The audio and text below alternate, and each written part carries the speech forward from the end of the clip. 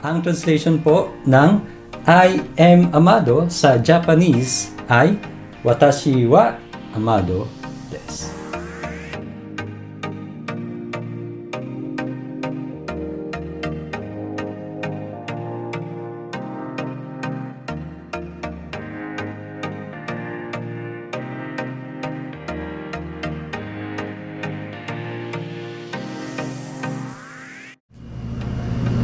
Minasan, konnichiwa.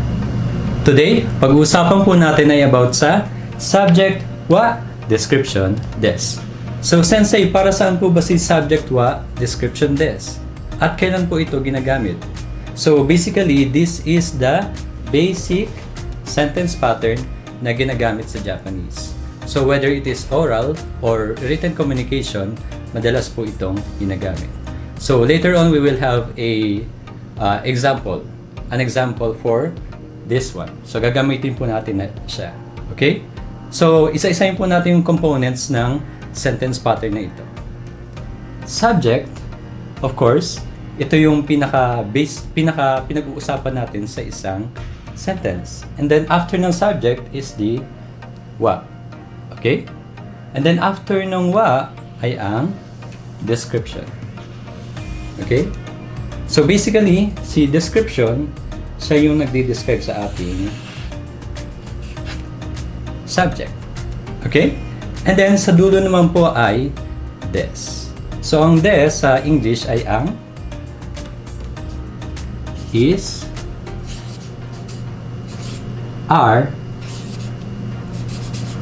ang. Okay? So, minasang, tip lang po, sa lahat po ng Japanese sentence patterns na pag-aaralan po natin, lagi ang verb ay nasa dulo. Okay? Hindi po yan nagbabago.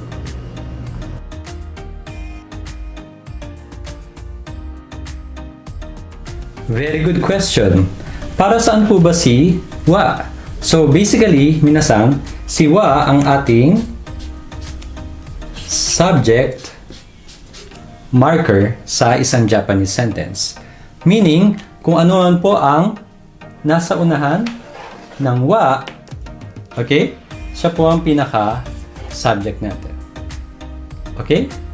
Halimbawa, I am Amado. Okay?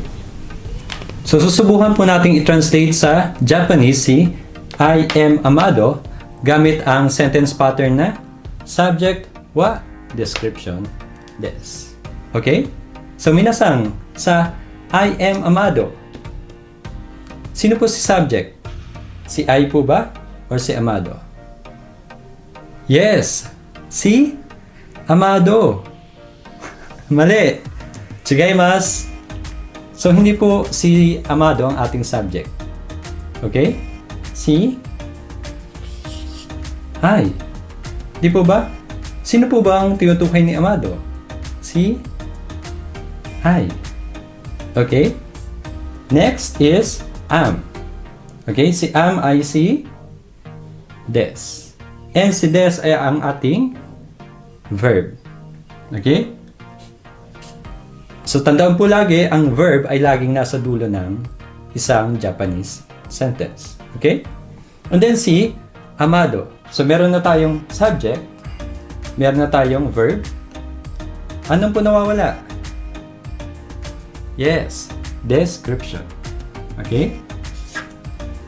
So, I ang ating subject, am ang ating verb, at si Amado ang ating magiging description.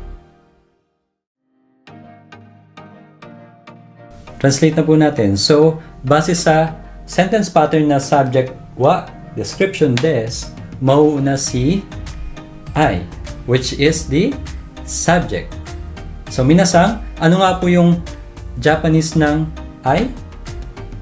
Yes, watashi. Okay? So, for the vocabularies, for the video ng vocabularies, you can check the description below para po pag-aralan nyo rin po. Okay? And subscribe, like, and share na rin po if you like this video.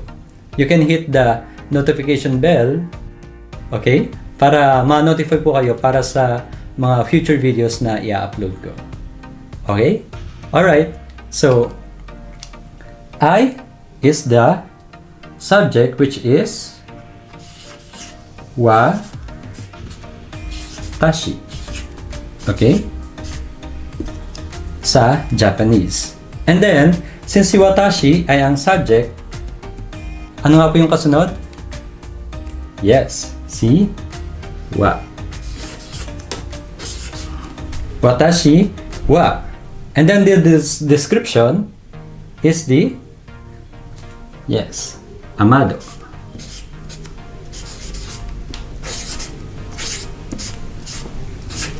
Watashi wa Amado. Ano nga po yung nasa dulo? Yes, this.